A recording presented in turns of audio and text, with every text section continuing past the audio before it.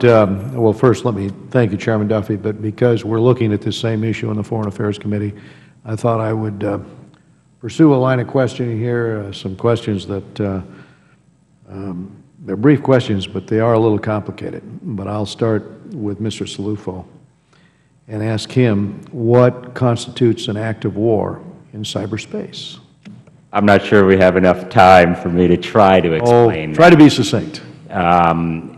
You know, if it does affect our national and economic security and it's driven by a nation-state actor, Article 5 could be triggered, for example, in a NATO context. If Russia engaged in a computer network attack against Lithuania, that doesn't have to be a military attack. It can also be on civilian infrastructures. So in terms of our obligations with NATO, you see the possibility here that cyber war and cyber terrorism, or the actions taken, well, depending upon the extent of it, could be so interpreted.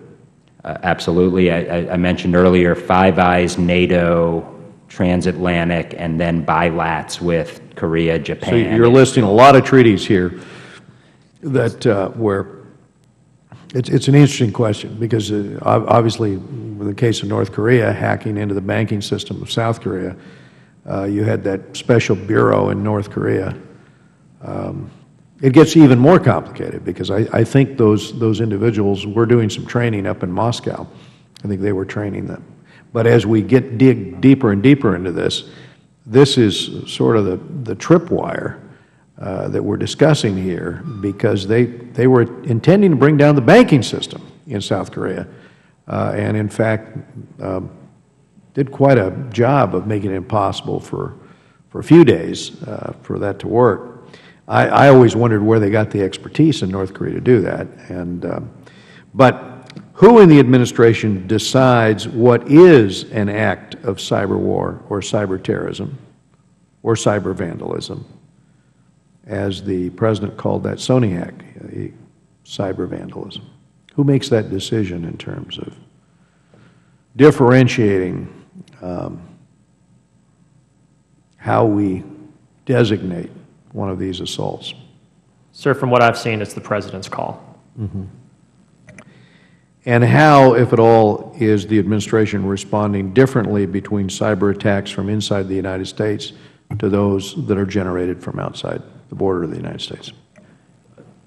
Sir, from the perspective of attacks that are conducted by people in the United States, we generally have the law enforcement capability to find them, apprehend them, and prosecute them, which is a capability that does have some effect here. Does this call into question whether, you know, the Pentagon should have the capability, if this is, as you have indicated, sort of an act of war at a certain point, that we should, you know, like once upon a time, Billy Mitchell, you know, sort of drove our policy by dropping that test bomb on that battleship closer than he was supposed to make the point that we needed an Air Force. We needed a new branch of the service, basically, because this was going to be a new form of warfare.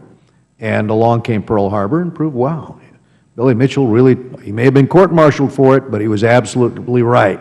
We needed a separate branch. We needed an Air Force. Are we in a situation now where, because, and let's face it, we've got advance warning on this in terms of what Iran intends and what some of the other actors intend, to say nothing of some of the terrorist organizations that now call themselves a state. They've announced that this is a cheap way for them to carry out war against the infidel or war against the United States. Yes, sir. To quote ISIS. So are we at that point where we need to consider this in terms of our national security in the same way during World War II that it dawned on us that we needed a separate branch of the service, the Air Force, in order to handle a new mode of warfare? Yes, sir. I tend to lean towards the creation of a cyber force, and I have some pending research on that topic.